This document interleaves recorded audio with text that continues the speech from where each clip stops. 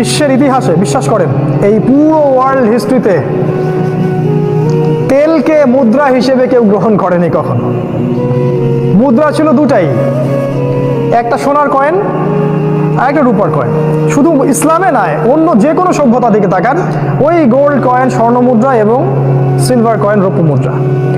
Even আমাদের এই ইসলামী খেলাফার মধ্যেও কিন্তু এটাই ছিল। এই যে হাজার হাজার বছরের ইতিহাস, এই ইতিহাসটাকে আপনি দেখবেন লাস্ট 100 বছরে হঠাৎ করেই ভ্যানিশ। লাস্ট 100 বছরে আপনি আর মানে জাদুঘরেও একটা খুঁজে সোনার কয়েন পাবেন না, একটা রূপার কয়েন পাবেন না। হ্যাঁ, পাবেন কোথায় আমি বলছি, পাবেন আপনি ওই ইসরায়েলে। তারা কিন্তু সেগুলো ঠিকই মজুদ করে নিয়েছে, আপনার অজান্তেই আপনাকে বোগাস কিছু কাগজের টাকা ধরিয়ে দিয়েছে। এবং তারা অরিজিনাল যেটা সম্পদ, একটা গোল্ড কয়েন অরিজিনাল সম্পদ, মানে এই গোল্ড কয়েনের ভিতরে, এই মুদ্রা এর ভিতরেই মানটা নিহিত আছে। মুদ্রার মানটাকে আমরা ইকোনমিক্সের ভাষায় বলি ইন্ট্রিনসিক ভ্যালু, মানে অন্তর্নিহিত মান। একটা গোল্ড কয়েনের ভিতরেই এর মান থাকে। এটা একটা কাগজের পিস হলে এই কাগজের পিসের মধ্যে কোনো কিন্তু মান থাকে না, এটা একটা পিস মাত্র।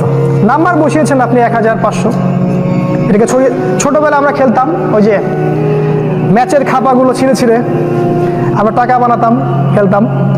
বিশ্বাস করেন আগামী দিনগুলোতে যদি এরকম তেজপাতাকেও সুন্দর করে একদম মানে কি বলবো ফাংশন করে নাম্বার টাম্বার বসিয়ে সিল সিগনেচার দিয়ে পুরো ওয়ার্ল্ডে ছড়িয়ে দেওয়া হয় ওই পশ্চিমা সভ্যতা থেকে যে এটাই হচ্ছে মুদ্রা, এটাই কারেন্সি, আমার কোনো সন্দেহ নাই যে আমাদের অনেক আলেম ওলামা বলবে হ্যাঁ এটা জায়েজ, এটা হালাল, কোনো সমস্যা নেই। এই ইংরেজ আমলে আমাদের বাপ দাদারা যারা বেঁচে ছিলেন, শাহ ওলিউল্লাহ মুহাদ্দিস দেওলভী রাহিমাহুল্লাহ, শাহ ইসমাইল শহীদ, অন্যান্য যারা ছিলেন, তারা ওদের জামানায় কাগজের টাকার মুদ্রার বিরোধিতা করেছিলেন। তারা একটা প্রোটেস্ট করেছিলেন, না এটা চলবে না। এখন এই কথা কেউ বলতে পারে না। এটা কি হয়েছে, এই কাগজের মুদ্রার সাথে তেলের একটা ফাংশন করেছে তারা। ওই আরবের যে গলফ কান্ট্রিগুলো আছে, সৌদি আরব, কাতার, কুয়েত, এই যে আরব আমিরাত, দুবাই, এদের সাথে একটা চুক্তি আর কি, যে তেল শুধু বিক্রি হবে ডলারেই। ডলার তো বোঝেন, ইউএস ডলার। ইউএস ডলার ছাড়া আপনি রাষ্ট্রীয়ভাবে তেল বিক্রি করতে পারবেন না। এক্সাম্পল দিয়েছিলাম আমি একদিন, যে একটা ব্রিফকেস যদি বাংলাদেশি টাকা নিয়ে যান, গিয়ে আমাদের আমিরুল মুমিনিন, আমাদের কিছু ভাইয়ের আমিরুল মুমিনিন, আমার আমি তাকে সেটা মনে করি না, আমি মনে করি এটা American kingdom of Saudi Arabia, এটা আমার মত। তার কাছে গিয়ে যদি এক ব্রিফকেস আপনি টাকা দেন, বাংলাদেশি টাকা বা পাকিস্তানি রুপি দিয়ে বলেন যে আমাকে তেল দেন 1 লিটার বা 1 গ্যালন বা ইত্যাদি ইত্যাদি, সে কোশ্চিন কালেও আপনাকে তেল দিবে না।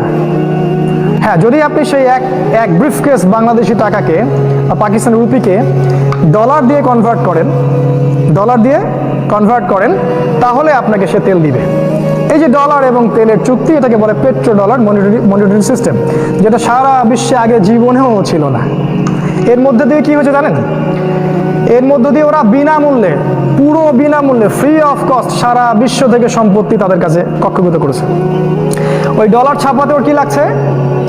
কাগজ, কালি এবং প্রেস। আর ওই তেল বের করতে আপনার কি লেগেছে? কোনটা অরিজিনাল প্রপার্টি, ওই তেলটা না কাগজের টাকাটা? তেলটা। তো কাগজের টাকা আমি আমার দেশে ছাপাচ্ছি যা ইচ্ছে যত খুশি, এবার আমি তো রুলিং স্টেট, কে আমাকে বাধা দিবে? আমেরিকা যদি বলে আমি আজকে আরো 10 মিলিয়ন ডলার ছাপাবো, কেউ কি বাধা দিতে পারবে? যে বাধা দিতে যাবে তার বিরুদ্ধে সে যুদ্ধ ঘোষণা করবে, তাই না?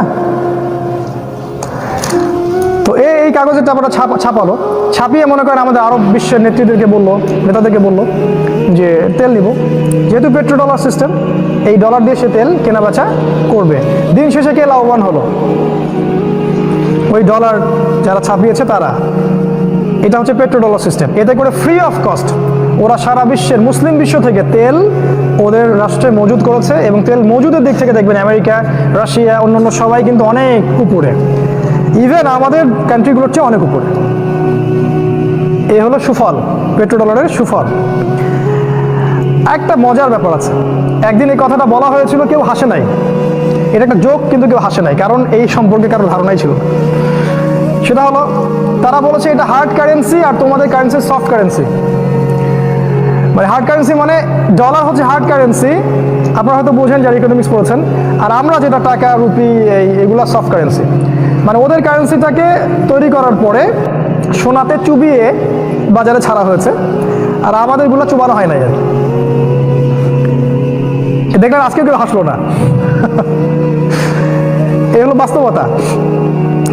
এর মধ্য দিয়ে যেটা হয়েছে ভাইরা, যে পুরো বিশ্ব থেকে আমাদের যে অরিজিনাল সম্পদ গোল্ড, মানে সোনা, রূপা এবং তেল, এগুলোকে তারা তাদের যে দেশ, তাদের রাষ্ট্রে তারা মজুদ করছে এবং এগুলোকে ইসলামের বিরোধী এজেন্ডায় তারা এটাকে প্রয়োগ করছে।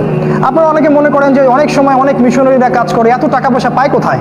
এই যে টাকা এইভাবে পায়, টাকার তো অভাব নাই, ফ্রি অফ কস্ট তো আপনি ওদেরকে সম্পত্তি দিয়ে দিচ্ছেন। এই কথাটা এখন আরব বিশ্বের নেতাদেরকে কে বুঝাবে? আর আপনার সৌদি আরবই চুক্তি করেছে প্রথম এদের সাথে, যাকে আপনি আমিরুল মুমিনিন মনে করেন। এই চুক্তি তুরস্ক করে নাই। আমি তুরস্কের সাপোর্টার নই, আবার মনে করবেন না যে এরদোগানের পক্ষে কথা বলছে। এই চুক্তি বাংলাদেশ করে নাই, এই চুক্তি আমাদের বঙ্গবন্ধু শেখ মুজিবুর রহমান তিনি করেন নাই। এই চুক্তি করেছে আরব নেতারা। এরাই এই বিশ্বের সবচেয়ে বড় গাদ্দারি করেছে উম্মার সাথে। যতদিন পর্যন্ত এই পেট্রো ডলার সিস্টেমটা থাকবে, উম্মার ইকোনমি আমরা নেতৃস্থানীয় জায়গায় যেতে পারবো না। এই অয়েলটা এখন ফাংশন হচ্ছে টাকার মতো। ওই সোনা আপনি আর খুঁজে পাবেন না, কিন্তু তেল সোনার জায়গায় কাজ করছে। এই মনিটরি সিস্টেমটা আপনি আগে দেখতে পারবেন না। সামনে আরো ভয়ঙ্কর সময় আসতেছে ইনশাআল্লাহ। আমার যেটা মত, আমার যেটা ধারণা, আল্লাহু আ'লাম বিস, আল্লাহ পাক ভালো জানেন, যে নিউক্লিয়ার যুদ্ধ যেটা হতে যাচ্ছে, এখানে এই মনিটরি সিস্টেমটা কলাপস করবে ইনশাআল্লাহ তাআলা। এবং হাদিসেও এসেছে ইমামুল মাহদী এবং ঈসা আলাইহিস সালাম তারা সোনা এবং সোনার জিনিসগুলো মানুষের মাঝে বিতরণ করতে থাকবেন হাত খুলে। তার মানে তখন সোনা আমাদের হাতে থাকবে। আবার সেই দিনার দিরহামের যুগে আমরা যাচ্ছি ইনশাআল্লাহ। এটা কত ছিল? 8। আচ্ছা, 9 নাম্বার, সারা বিশ্বে গ্লোবালি মুসলিমদেরকে কিলিং করা হচ্ছে। খেয়াল করেছেন কি? আগেও মুসলিমরা নির্যাতিত হয়েছে ঠিকই, একটা নির্দিষ্ট দেশে বা নির্দিষ্ট অঞ্চলে, একটা নির্দিষ্ট জাতির মধ্যে। পুরো বিশ্ব জুড়ে মুসলিমদেরকে গ্লোবালি কখনো কিলিং মিশন নামানো হয়নি। মুসলিমদেরকে পুরো বিশ্বের যে কোনো প্রান্তে, হোক সেটা আপনার কাশ্মীর, হোক সেটা পাকিস্তান, আফগানিস্তান বা ইরাক বা লিবিয়া বা সিরিয়া বা জর্ডান বা Lebanon, even Chinese Uyghur, Myanmar, Rohingya, যে কোনো জায়গায় দেখবেন টার্গেট করা হচ্ছে কাদেরকে? মুসলিমদেরকে। আমাদের মাননীয় প্রধানমন্ত্রী কিন্তু জাতিসংঘের একটা ভাষণে এই কথাটাই বলেছেন, হুবাহু যেটা আমি বললাম, যে কেন আজকে সারা বিশ্বে মুসলিমরাই কেন মার খাচ্ছে, এই কথাটা উনি বলেছিলেন। আমরা এই কথাটা বলার জন্য তাকে ধন্যবাদ জানাই। এই যে পুরো বিশ্বের অবস্থা, পুরো বিশ্বের যে কোনো জায়গায় দেখবেন মুসলিমদেরকে টার্গেট করে কিল করা হচ্ছে এবং তাদের পিছনে জঙ্গি, সন্ত্রাসী, মৌলবাদী টাইটেলগুলো লাগানো হচ্ছে। যারা শ্বেত সন্ত্রাস ছড়াচ্ছে, যারা অরিজিনাল সন্ত্রাসী, যারা জুলুমের বশবর্তী হয়ে অর্থনৈতিক শক্তির দাপটে বা সামরিক শক্তির দাপটে সারা বিশ্বে মুসলিমদেরকে নির্বিচারে হত্যা করছে, এদেরকে কেউই জঙ্গি বলছে না, কেউ সন্ত্রাসী বলছে না, কেউ টেরোরিস্ট বলছে না, মৌলবাদী বলছে না। পক্ষান্তরে যাদেরকে মারা হচ্ছে ওদেরকেই বলছে এরা সন্ত্রাসী। প্যালেস্টাইন দখল করে আমাদের ভাই বোনদেরকে সেখান থেকে নির্মমভাবে বের করে দিয়ে সেখানে ওদেরকেই বলা হচ্ছে এরা হচ্ছে সন্ত্রাসী। আফগানিস্তানে এসে বোম্বিং করে আফগানের ভাইদেরকে বলা হচ্ছে এরা সন্ত্রাসী। ওই যে আপনি দেখলেন মিশর, লিবিয়া, জর্ডান, লেবানন এবং এই পাশের আমাদের যে ইরাক, এই জায়গাগুলোর মধ্যে মুসলিমদেরকে আক্রমণ করা হচ্ছে। যখন মুসলিমরা ডিফেন্ড করার চেষ্টা করছে ওদেরকে বলছে এরা সন্ত্রাসী। তো এই গ্লোবালি যে মুসলিমদেরকে এইভাবে সন্ত্রাসী ট্যাগ দিয়ে, জঙ্গি ট্যাগ দিয়ে হত্যা করা হচ্ছে সারা বিশ্বে, কিলিং মিশন, এটা কিন্তু আগে আপনি দেখতে পারবেন না। লাস্ট 100 বছরের আগে আপনি দেখতে পারবেন নির্দিষ্ট একটা সময়ে, নির্দিষ্ট একটা জায়গায়, গ্লোবালি আপনি পাবেন না। এটাও কিন্তু ওই হাদিসের সাথে মিলে যায়। কোন হাদিস? নবী সাল্লাল্লাহু আলাইহি ওয়াসাল্লাম বলেছেন, আখিরুজ জামানে ইহুদি খ্রিস্টান মুশরিকরা মুসলিমদেরকে এমনভাবে হত্যা করবে যেমন করে দস্তরখানায় তোমরা খাবার খেতে বসো, তাই না? হাদিসটা আছে। সাহাবীরা বলেছিলেন যে আমরা কি তখন সংখ্যায় কম থাকবো? নবীজি বলেছেন না, তোমরা সংখ্যায় হবে সমুদ্রের ফেনার মতো, কিন্তু দুটো বিষয় তোমাদেরকে পেয়ে বসবে, দুটো বিষয়, অনলি টু। একটা হচ্ছে তোমাদের মধ্যে মৃত্যুর ভয় ঢুকে যাবে, আল ওয়াহান, মৃত্যুর ভয়, তোমরা আল্লাহর জন্য জীবন দিতে চাইবে না। এবং 2 নাম্বার, তোমরা ওই যে গরুর লেজ নিয়ে ব্যস্ত থাকবে, মানে দুনিয়া দুনিয়া আর দুনিয়া। সারা মুসলিমদের সারা বিশ্বে চিন্তা দুনিয়া, ইভেন আমরা যারা স্কলার তাদেরও চিন্তা দুনিয়া। বেশিরভাগেরই ইল্লা মাশাআল্লাহ। দুনিয়ার স্বার্থ বাদ দিয়ে ফি সাবিলিল্লাহ কারা দিনের খেদমত করছে একটু খোঁজ করে দেখেন, জরিপ করে। আপনার পরিসংখ্যানে বেশি কালি খরচ করতে হবে না, ইনশাআল্লাহ অল্প কালিতেই হয়ে যাবে ইনশাআল্লাহ কাজ। এই যে গ্লোবালি মুসলিম কিলিং মিশন, এটা করছে কারা? নিঃসন্দেহে তারা যারা চায় না যে মুসলিম শক্তিটা আবার মাথাচাড়া দিয়ে উঠুক। এই শক্তিটা কে হবে তাহলে? মাসিহুদ দাজ্জাল।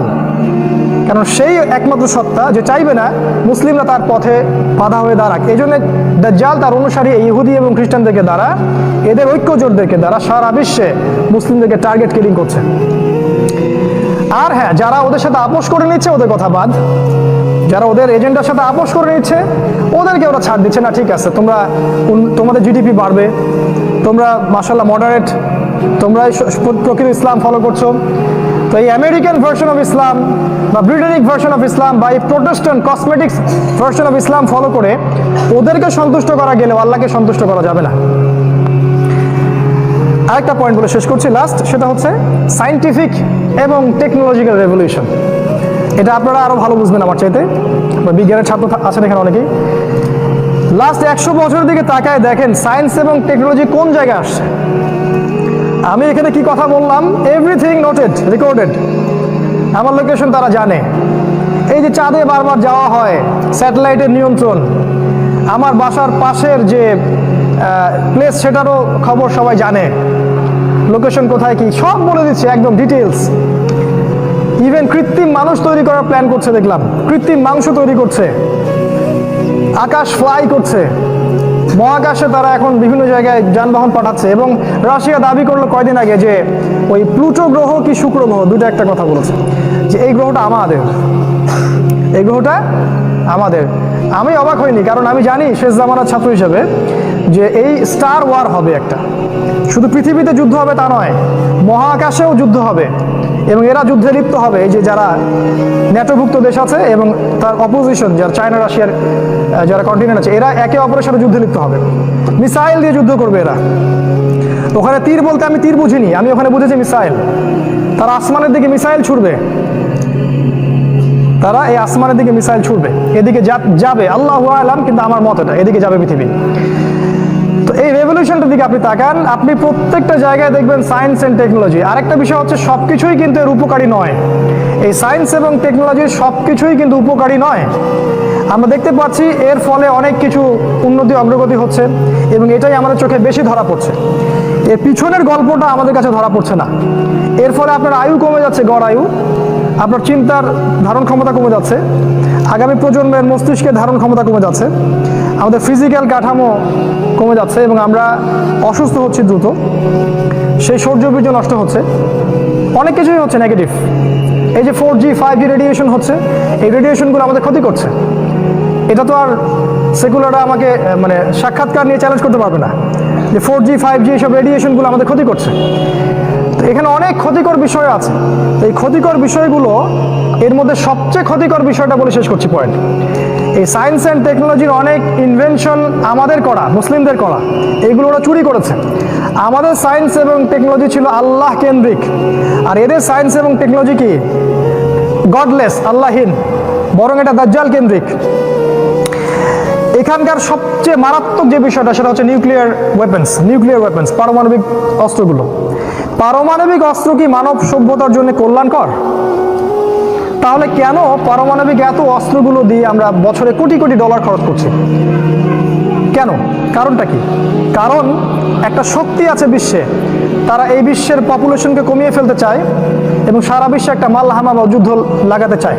এই যুদ্ধের কথা হাদিসেও যেমন আছে, এই যুদ্ধের কথা ওই খ্রিস্টানদের বাইবেলেও আছে। ওরা ওটাকে বলে আর্মাগেডন, আর আমাদের নবীজি বলেছেন মালহামা, যেখানে 99% মানুষ মারা যাবে, কমব্যাটন। এবং এটার কাছাকাছি এই বিশ্ব দাঁড়িয়ে আছে, যে কোনো সময় এটা লঞ্চ করতে পারে, যে কোনো সময় হতে পারে। আল্লাহু আলাম, 5 বছর 10 বছর, আল্লাহু আলাম। এটা সবচেয়ে বড় হুমকি মানব সভ্যতার জন্য। এখন এই যুদ্ধ যদি সংগঠিত হয়, আপনি কিভাবে সার্ভাইভ করবেন, কেমন করে বাঁচবেন? কখনো এই বিষয় নিয়ে কোনো খুতবা হয় না, কোনো মাহফিলে কথা হয় না এবং কোনো লেখনী বক্তব্য আমরা দেখতে পাচ্ছি না। আজকের এই সংক্ষিপ্ত আলোচনায় আমি এই 10টা 11টা পয়েন্ট আপনাদের সামনে থ্রো করলাম। যেটা এই বিগত 100 বছরে বিশ্ব দেখেছে, আগের বিশ্ব এটা দেখে নাই।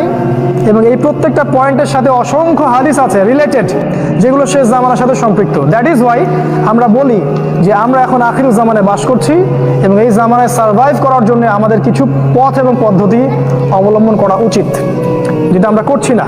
আমরা হেলায় খেলায় সময় নষ্ট করছি। আমার সাজেশন নাম্বার 1, যে আপনি আপনার জান, আপনার মাল, সময়, শ্রম দিয়ে ফি সাবিলিল্লাহ প্রস্তুত থাকেন। আপনাকে আল্লাহ পাক যা দিয়েছেন তাই দিয়ে দিনের খেদমত করতে থাকেন আপনার সাধ্য অনুযায়ী। এটা নাম্বার 1 পয়েন্ট। এতে করে আপনি ইনশাআল্লাহ আল্লাহ পাকের কাছে হয় গাজী অথবা শহীদের মর্যাদা পাবেন। কারণ আপনি বিজয়ী হলে গাজী হবেন, আর আপনাকে যদি এই পথে কেউ হত্যা করে, মেরে ফেলে বা আপনার মৃত্যু হয়ে যায়, তাহলে আপনি ইনশাআল্লাহ শহীদ হবেন। এর চেয়ে সম্মানের জীবনও নাই, এর চেয়ে সম্মানের